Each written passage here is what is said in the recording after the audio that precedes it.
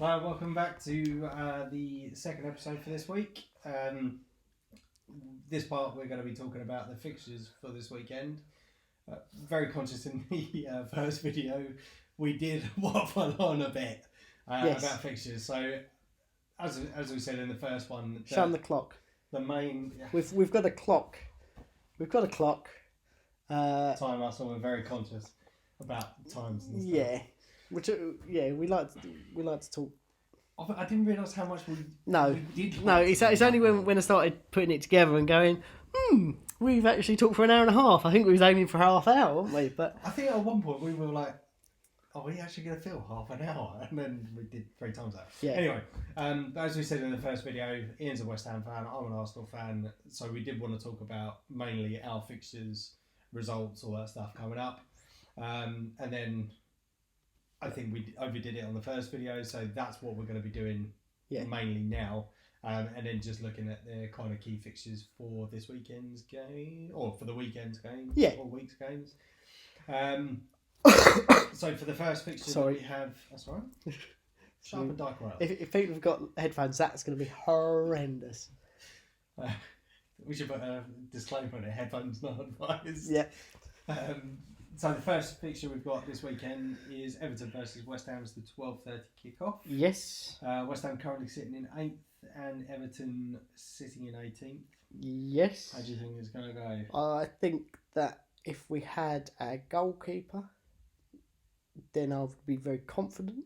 We don't have him because he's gone under successful surgery now, and I reckon he'll be back before the end of the year. Yes, I did say that the other day. So I'm quite pleased about that because we're a different team with him in the team.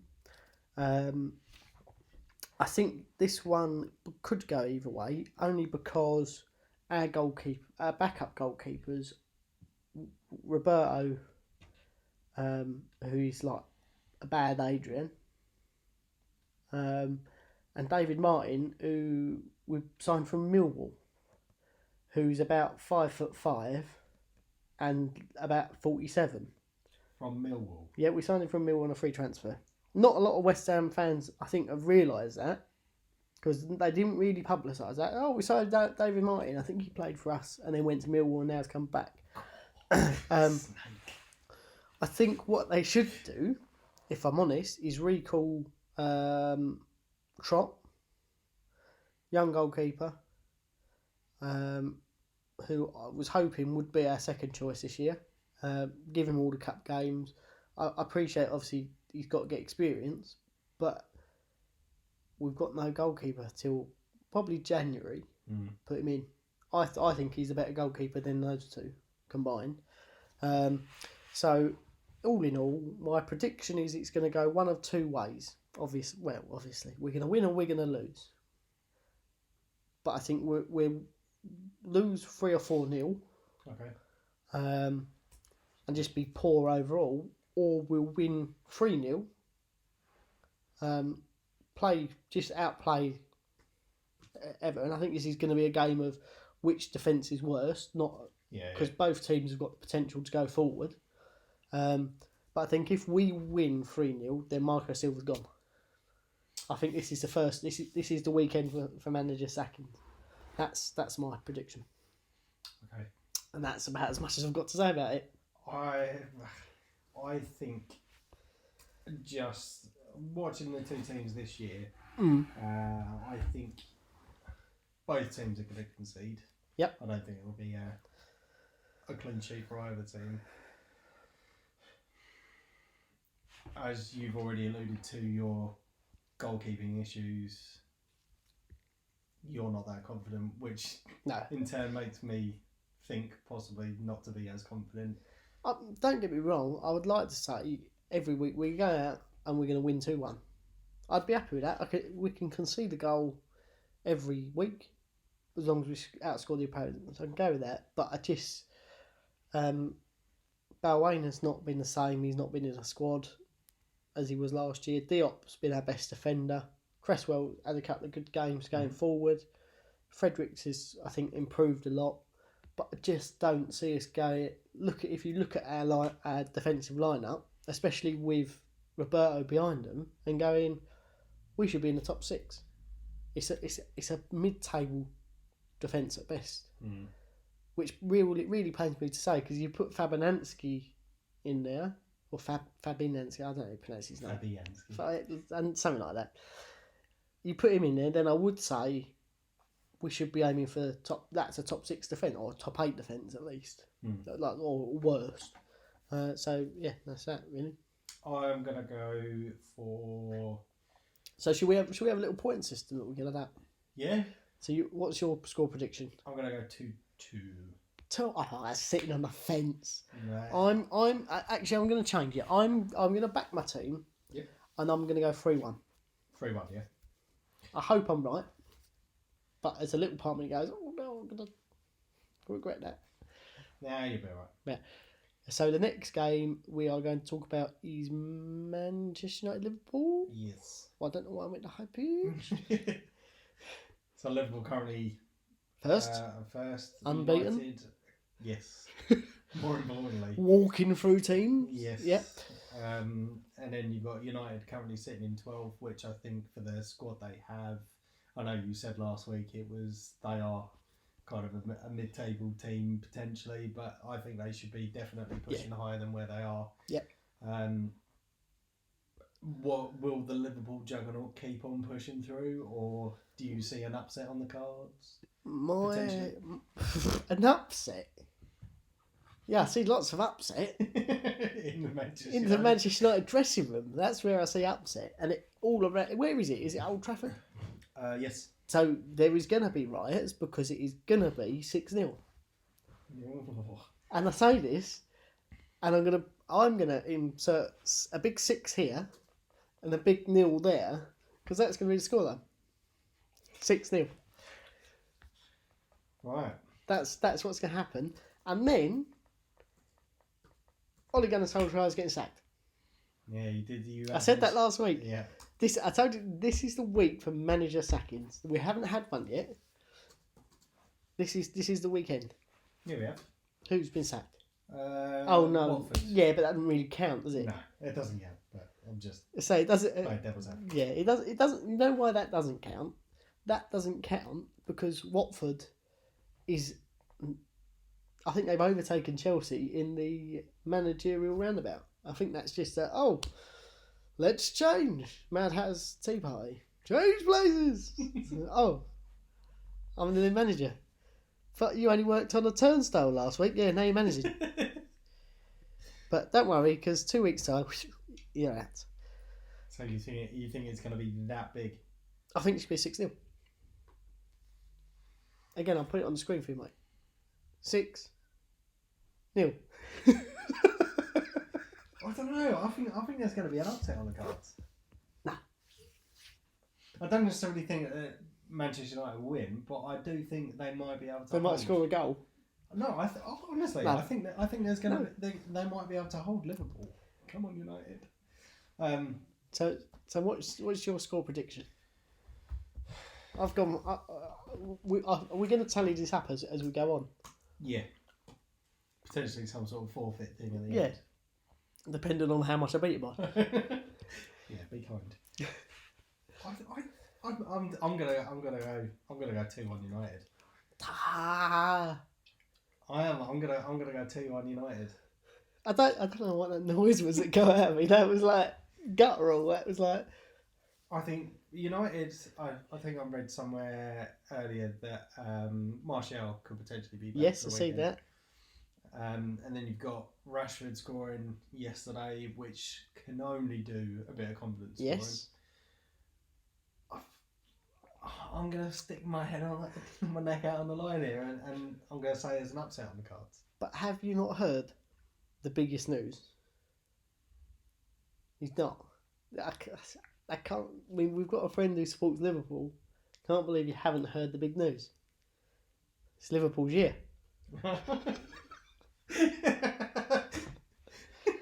So, like, how could I forget? How could you forget? It's their year. It's definitely their year. But I'm going. They're gonna get smashed. I think Liverpool have stepped it up from where they were last year. Which is weird considering they hadn't really made any significant signings. No, but I think it goes down to teamwork. I think when you look at the likes of Bournemouth and Burnley and that, I would have said Watford, because last year they were playing as a team and they were hard to beat and they were winning. Mm-hmm. Liverpool are playing as a team. Mane got a bit annoyed at Salah because he doesn't pass. He started passing a bit more. Yeah, all right, there's a couple where you're going to go for goal because that's what goal scorers do. But I think as a team, they have improved. They play better together. It's now, when you look at them, it's becoming more instinctual as to where that player's going to be rather than having to look for him. They know that Robertson makes that run, Alexander-Arnold makes that run. I think they've got some of the most underrated players. Wijnaldum. Yep. I think he's the most underrated player in that team. They were talking about him yesterday on TalkSport with I can't remember who it was. It might have been Darren Bent actually. With I can't remember who was the other one's name, but they were saying about, or they were talking about Wijnaldum. Like, is he currently one of the most underrated players within the Premier League? Because he seems to be a bit of a utility player for country and club, but has got goals in his locker. Do you know who he reminds me of this season? Kante, the season he was at Leicester, and everyone went, "What a player!" No one really knew who he was last year. He done all right, but this year I think he's running a lot more. He's getting involved in a lot more tackles, a lot more assists, just to build up play generally. I think he's going to be up there. I didn't actually realise he was signed from Newcastle. Yeah? I did not realise that. But when you look at the player he was at Newcastle, he was awful. Mm. But a lot of those players have gone on to do good things, haven't they? That were in that same Newcastle squad. But I just think he's got the right players around him. When you've got up front, you've got Firmino, Salah and Mane. You can put in a couple of bad passes and still look good, you know? And they're playing confidently. The defence is solid. The goalkeeper's solid. The other two play Keita and Fabinho, who play midfield, and Henderson.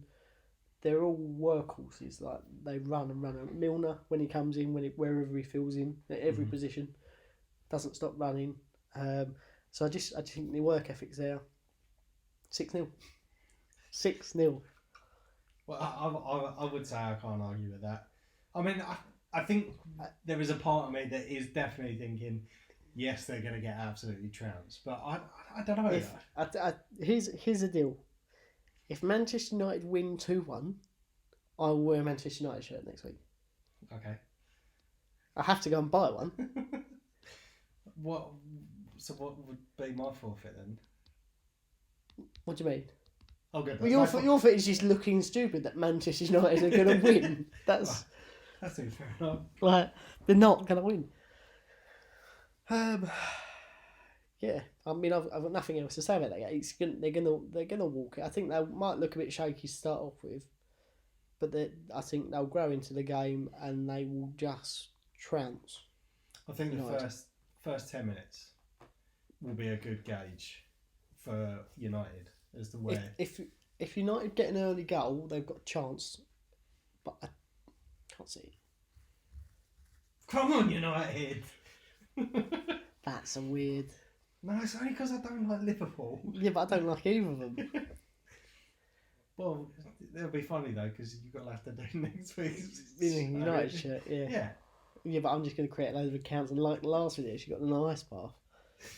If you haven't already, go back to the international roundup and press like on it, because then Mike will do an ice bath.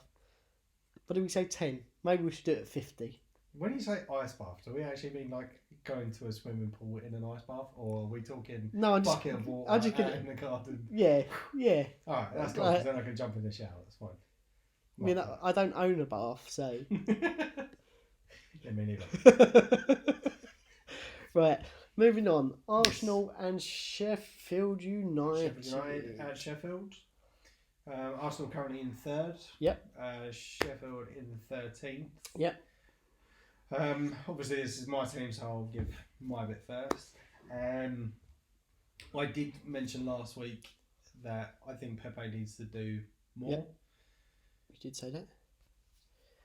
I hope he does start with him. Yeah. And I hope that this is the week. I've been saying this every week now since he signed. One good game against Liverpool, has been fairly average since then. Mm-hmm. I hope this is going to be his week, that he finally turns up. And then, obviously, we didn't travel well last year. Nope. In fact, we were absolutely diabolical last year on the road. Yep. I think it's going to be an important game for us to go out and win and keep a clean sheet if we're to do anything this season, even if it's just maintain the top four. Yep. It's one of these games we're going to have to do. But saying that, Sheffield have actually really surprised me with their form since they come up. I had a look earlier. They've got 2 wins, 3 draws and 3 losses, which I don't think is bad for a team that have come up. When you look at the outlay that they've got and the players that they've brought in, and I would say are top-end championship players, but I think they're doing what promoted teams should do well, which is working well as a team, being hard to beat. Don't worry about going out and winning, grind out results. And I think that's the difficulty you're going to have this weekend, is there's times where you look at Arsenal and go, they look like they can grind out a result, and there's other times where you look and go, they're not really in it for the... Like, you look at them and go, you could go out and win this match 4-0 quite easily going forward, but when it gets a bit hard, where's the drive? You've got Guendouzi, you've got Torreira, but I don't think they've played much together this year, have they? And I think you've got to have... I mean, we've got Mark Noble. Regardless of whether he's playing well or badly, or the team playing well or badly, he will put in a tackle, he will shout his head off at people and get everyone motivated, try and get the crowd going. I don't see that figure in the Arsenal squad. Ramsey was, I think, your catalyst last year. It's not there. So where do you see... The one person I would say that has been that sort of player for us this year. Yeah. And I was quite surprised when he signed for us initially anyway, but is Matteo Guendouzi. He has been phenomenal this season. Yeah. As we said about the big hair, that's key. The big hair is key. But I saw in a match a couple of weeks ago, I think it was against Bournemouth. Yep. And after the first 15-20 minutes, we did look pretty sharp, and I thought it was going to be a steamroller of the game. It wasn't. Yep. As I said before, I don't think it was anything.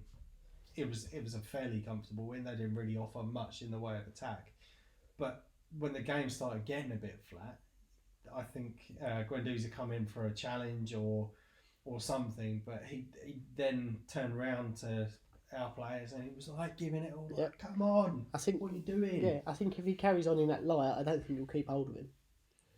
I hope we do.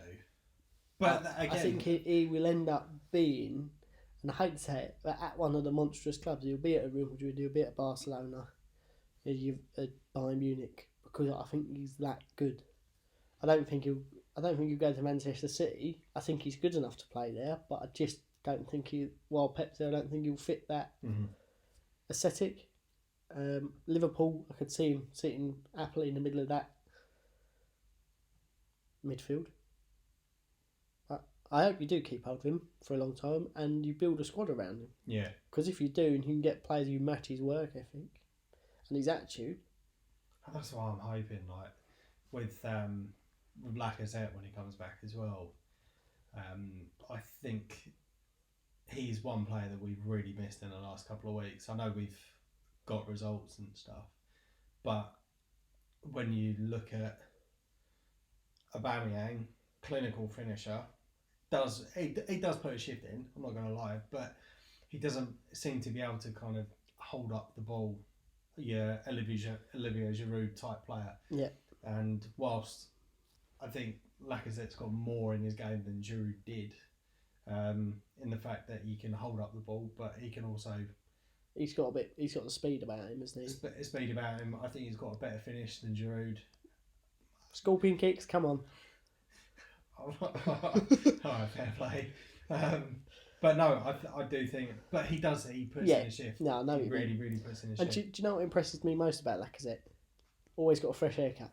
Oh, He's always presentable. You know, if you look at him and you go, I wish I was that presentable. Like, he'd be running around for 90 minutes and you think, I'd look like a hot, sweaty red mess. And you look at him and he's like, yeah, presentable. Just put a suit on him, fine. You know?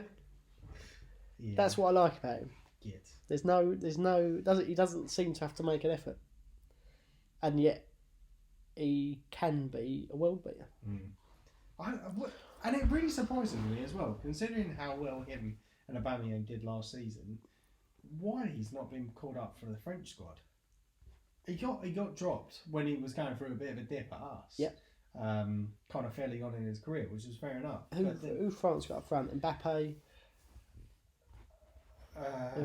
Griezmann.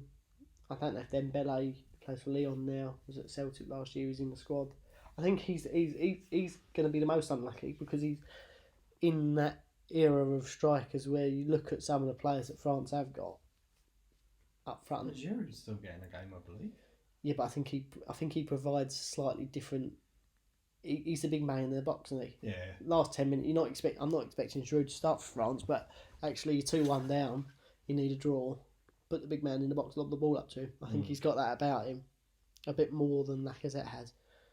I think we were actually saying something similar to that last week. Yeah, I have got a question for you because I heard, I don't know if it was last week or this week, that Ozil's been named one of the captains, which I thought he looked like he was on the way out of the club.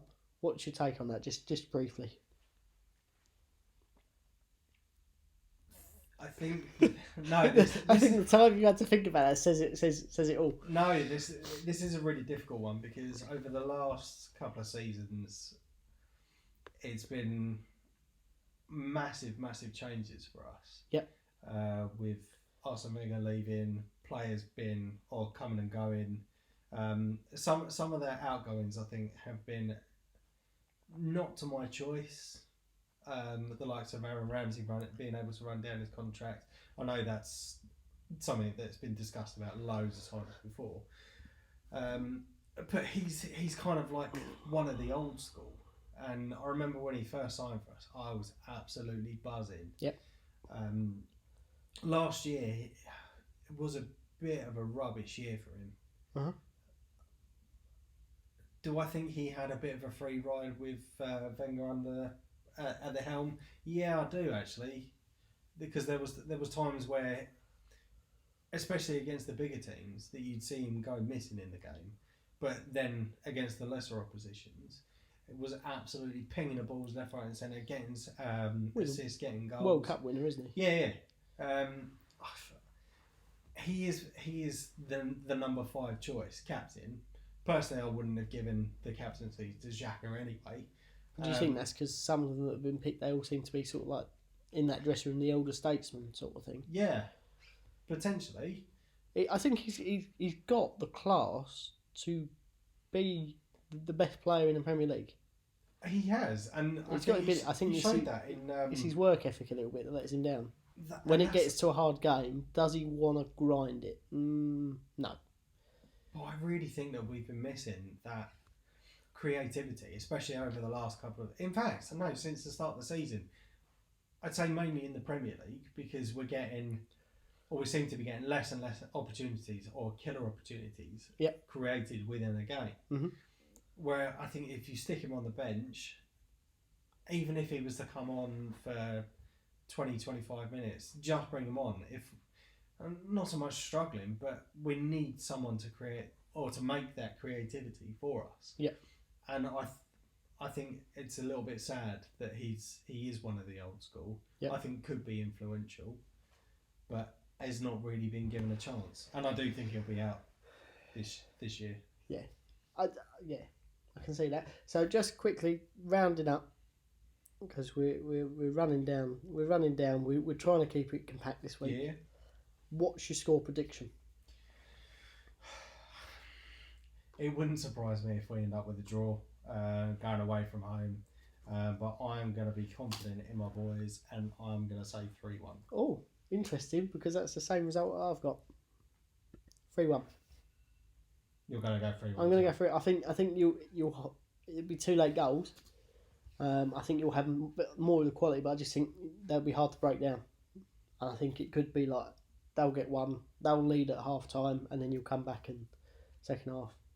Get one early, and then an 87th and a 91st minute goal, something like that. I'll be very, very surprised if we do come away with a clean sheet again, just because of the way we have been on the road. But well, only time will tell. Indeed. I'll let you wrap up then. Cool. So that is this week's predictions. Thank you very much for watching. If you have been watching, if you haven't, then fuck you. If you are enjoying the content, please hit the like button and subscribe. And like I said, we'll be doing this on a weekly basis anyway. Yeah. We might have a Manchester United shirt to give away. So yeah, we won't. No, we won't, because it's going to be 6-0. Yeah. I think that's. So thank you very much, Ian. Yeah. It's been a pleasure. And keep your eyes out for the special that's coming next.